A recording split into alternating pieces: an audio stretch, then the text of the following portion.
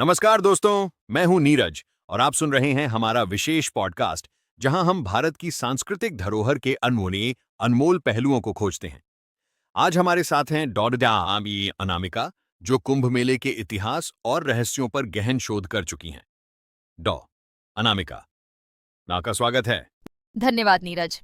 इस अद्भुत विषय पर बात करने का अवसर देने के लिए आपका आभार। तो सबसे पहले ये बताइए कि कुंभ मेले की शुरुआत कब और कैसे हुई? इसका इतिहास कितना पुराना है? कुंभ मेले का इतिहास पौराणिक कथाओं और वास्तविक ऐतिहासिक घटनाओं का अद्भुत मिश्रण है। इसकी जड़ें समुद्र मंथन की कथा में हैं, जो हमें हमारे पुराणों में मिलती है। ऐसा माना जाता है कि देवताओं और असुरों ने मिलकर अमृत प्राप्त करने के लिए समुद्र मंथन किया। मंथन के दौरान अमृत कलश से कुछ बूंदें पृथ्वी के 4 स्थानों प्रयागराज, हरिद्वार, उज्जैन और नासिक पर गिरीं। यही वे स्थान हैं जहां कुंभ मेले का आयोजन होता है। अद्भुत। तो यह तो पौराणिक पहलू हुआ। क्या इसका कोई ऐतिहासिक साक्ष्य भी है? जी हाँ, नीरज। पहला ऐतिहासिक उल्लेख चीनी यात्री हुएन त्सांग के यात्रा वृत्तांतों में मिलता है। उन्होंने 7वीं शताब्दी में भारत की यात्रा की थी और प्रयागराज में एक विशाल धार्मिक मेले का वर्णन किया था। आधुनिक कुंभ मेले की परंपरा का स्वरूप मुगल सम्राट अकबर के समय में और स्पष्ट हुआ, जिन्होंने प्रयागराज को इलाहाबाद नाम दिया और गंगा यमुना के संगम को विशेष महत्व दिया। दिलचस्प।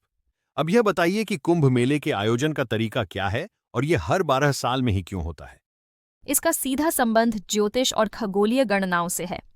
बृहस्पति ग्रह जब सिंह राशि में प्रवेश करता है और सूर्य, चंद्रमा तथा अन्य ग्रह विशिष्ट स्थितियों में होते हैं, तब कुंभ मेले का आयोजन होता है। प्रत्येक स्थान पर कुंभ हर 12 साल में आता है, क्योंकि यह खगोलीय चक्र का हिस्सा है।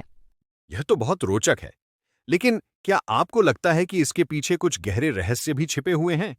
निस्संदेह, कुंभ मेला न केवल धार्मिक आयोजन है, बल्कि यह एक सामाजिक, सांस्कृतिक और राजनीतिक समागम भी है।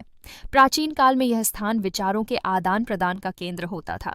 साधु संतों और विद्वानों के अलावा राजाओं और शासकों के लिए भी यह एक मंच था। वाह! और क्या आप हमारे श्रोताओं के लिए कुछ अनजाने तथ्यों के बारे में बता सकती हैं? जरूर। उदाहरण के लिए, क्या आप जानते हैं कि कुंभ मेले में भाग लेने वाले हर साधु संत की एक अलग पहचान होती है? हर अखाड़े का अपना झंडा और प्रतीक होता है। इसके अलावा कुंभ मेला दुनिया का सबसे बड़ा शांतिपूर्ण समागम माना जाता है, जिसे 2013 में यूनेस्को ने सांस्कृतिक धरोहर का दर्जा दिया। बहुत बढ़िया।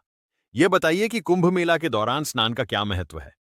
पौराणिक मान्यता है कि कुंभ के दौरान इन स्थानों पर स्नान करने से मोक्ष की प्राप्ति होती है, लेकिन इसका एक वैज्ञानिक पहलू भी है। गंगा का पानी अपने शुद्धिकरण गुणों के लिए प्रसिद्ध है। कुंभ के दौरान लाखों लोग एक साथ स्नान करते हैं और यह सामूहिक स्नान अपने आप में एकता और शांति का प्रतीक है। सचमुच, यह हर पहलू से प्रेरणादायक है।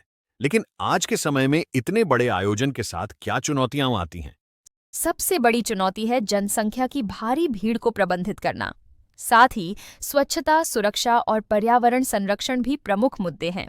हालांकि सरकार और स्थानीय प्रशासन ने अब तकनीक और डिजिटल साधनों का उपयोग करके इन समस्याओं को काफी हद तक नियंत्रित किया है। अनामिका, मैंने सुना है कि कुंभ मेले में एक माघ मेला भी होता है, जो हर साल प्रयागराज में आयोजित किया जाता है। क्या आप इसके बारे में कुछ बता सकती हैं? जी हाँ, माघ मेला कुंभ मेले का एक छोटा रूप है। यह हर साल मकर संक्रांति से शुरू होकर माघ पूर्णिमा तक चलता है। इसे मिनी कुंभ भी कहा जाता है। इसमें श्रद्धालु संगम में स्नान करते हैं और कल्पवास करते हैं। कल्पवास का अर्थ है संयम पूर्वक 1 महीने तक तपस्या और साधना करना। बहुत रोचक है। और यह कल्पवास का महत्व क्या है? कल्पवास में व्यक्ति अपने सांसारिक जीवन से दूर रहकर आत्मा और परमात्मा के मिलन की साधना करता है। यह शारीरिक और मानसिक शुद्धिकरण का एक तरीका है। यह तो बहुत गहराई से जुड़ी परंपरा है। क्या आप कुंभ मेले से जुड़े किसी प्रमुख व्यक्तित्व का उदाहरण दे सकती हैं, जिन्होंने इसे प्रसिद्ध बनाने में योगदान दिया हो? जी, आदि शंकराचार्य का नाम सबसे पहले आता है। उन्होंने अखाड़ों की स्थापना की और कुंभ मेले को एक संगठित रूप दिया। इसके अलावा संत तुलसीदास और संत रविदास जैसे महान संतों ने भी कुंभ मेले को अपनी रचनाओं और उपदेशों से महिमा प्रदान की। डॉन अनामिका, कुंभ मेले में एक और महत्वपूर्ण पहलू है अखाड़ों की परंपरा। क्या आप इसके बारे में विस्तार से बता सकती हैं? बिल्कुल। कुंभ मेला अखाड़ों के बिना अधूरा है। अखाड़े साधु संतों के विभिन्न समूह होते हैं जो अपनी परंपराओं और विचारधाराओं के अनुसार बंटे होते हैं। इनकी शुरुआत आदि शंकराचार्य ने की थी ताकि धर्म की रक्षा हो सके। अखाड़ों के प्रमुख स्नान के समय नागा साधुओं की शोभा यात्रा बहुत ही अद्भुत होती है। यह परंपरा न केवल धार्मिक है बल्कि भारतीय संस्कृति और इतिहास का प्रतिबिंब भी है। नागा साधु हमेशा से ही लोगों के आकर्षण का केंद्र रहे हैं। उनकी जीवन शैली और साधना के बारे में कुछ बताएं। नागा साधु एक अलग ही संसार के व्यक्ति होते हैं। वे सांसारिक बंधनों से पूरी तरह मुक्त रहते हैं और अपने शरीर पर कोई वस्त्र नहीं धारण करते। यह उनके आत्म संयम और त्याग का प्रतीक है। वे कठोर तपस्या करते हैं और धर्म की रक्षा के लिए सदैव तत्पर रहते हैं। बहुत ही प्रेरणादायक है। डॉक्टर अनामिका, आपने यह भी बताया कि कुंभ मेले में विदेशी पर्यटक बड़ी संख्या में आते हैं। क्या आपको लगता है कि यह हमारी संस्कृति के वैश्विक प्रसार में मदद करता है? बिल्कुल। विदेशी पर्यटक यहाँ आकर भारतीय संस्कृति, अध्यात्म और योग के प्रति आकर्षित होते हैं। कुंभ मेला उनके लिए एक ऐसा अनुभव होता है जो उन्हें भारतीय जीवन और दर्शन को गहराई से समझने का मौका देता है। क्या कुंभ मेले से संबंधित कोई ऐसा रहस्य है जो अभी तक लोगों को कम पता हो? एक रोचक तथ्य यह है कि कुंभ मेला केवल धार्मिक आयोजन नहीं है। प्राचीन काल में यह ज्ञान और विज्ञान के आदान प्रदान का भी प्रमुख केंद्र था। अनेक विद्वान और शिक्षक यहाँ आकर अपने विचार साझा करते थे। इसके अलावा कुंभ मेला एक ऐसा स्थान है जहाँ हर व्यक्ति समान होता है, राजा हो या रंक। डॉन अनामिका, कुंभ मेले में स्नान करने का क्या महत्व है? इससे लोगों को क्या लाभ होता है? नीरज, कुंभ मेले में स्नान करना एक पवित्र और आधुनिक धार्मिक अनुष्ठान है जिसका अपना एक अलग महत्व है। धार्मिक रूप से देखें तो यह माना जाता है कि इस समय पावन नदियों में स्नान करने से मनुष्य के सभी पाप धुल जाते हैं और उसे मोक्ष प्राप्ति की दिशा मिलती है।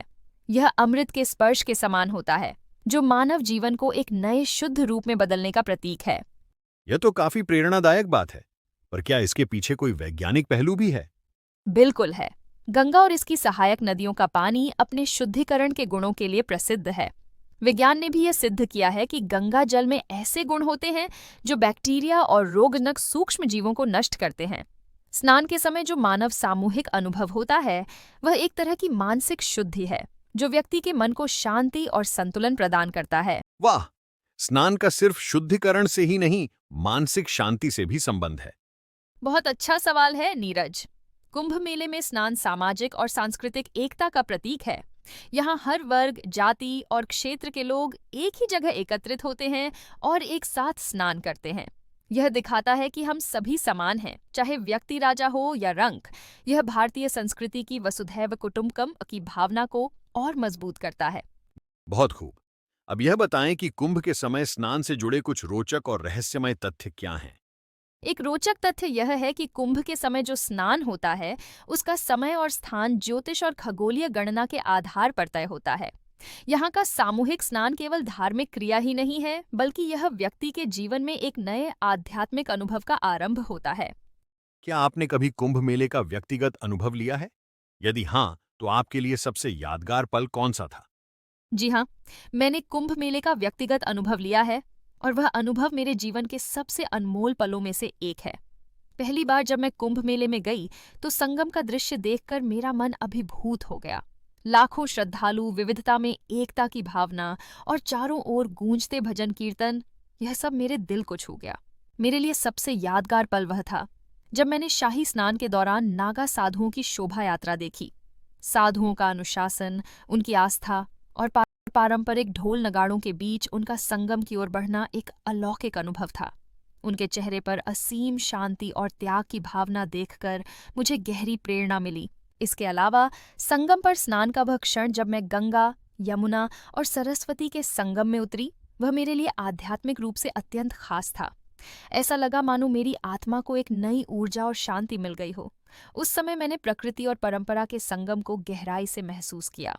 मुझे कुंभ मेले में अनगिनत संतों, विद्वानों और विभिन्न सांस्कृतिक समूहों से मिलने का भी अवसर मिला। उनकी बातें सुनना और उनसे सीखना मेरे लिए बहुत समृद्ध अनुभव था। कुल मिलाकर कुंभ मेले का वह अनुभव मेरी समझ और दृष्टिकोण को और अधिक व्यापक और गहरा बना गया। कुंभ मेला को यूनेस्को द्वारा सांस्कृतिक धरोहर का दर्जा कैसे मिला? कुंभ मेला को यूनेस्को द्वारा सांस्कृतिक धरोहर का दर्जा 2017 में मिला। यह मेला भारत की एक प्राचीन धार्मिक परंपरा को दर्शाता है, जिसमें लाखों लोग गंगा, यमुना और सरस्वती नदी में स्नान करने आते हैं। यूनेस्को ने इसे मानवता की साझा धरोहर माना, क्योंकि यह न सिर्फ धार्मिक दृष्टि से महत्वपूर्ण है, बल्कि यह सामाजिक और सांस्कृतिक एकता का भी प्रतीक है। कुंभ मेले से जुड़ी कोई ऐसी परंपरा या प्रथा जो अब लुप्त हो चुकी हो? कुंभ मेला से जुड़ी एक पुरानी परंपरा जो अब लुप्त हो चुकी है, वह थी स्नान के बाद हरिद्वार में आग के पास बैठना। पहले लोग स्नान करने के बाद कुछ समय तक अग्नि के पास बैठते थे, ताकि उनके शरीर से नकारात्मक ऊर्जा निकल सके और वे शुद्ध हो जाएं। अब यह परंपरा कम हो गई है, क्योंकि लोगों के जीवन शैली और मेलों के आयोजन में बदलाव आ चुका है। कुंभ मेला में आने वाले श्रद्धालुओं को कुछ विशेष बातों का ध्यान रखना चाहिए। डॉक्टर अनामिका, आप हमें बताइए, कुंभ मेला में ऐसी कौन सी चीजें हैं ईट नहीं करनी चाहिए?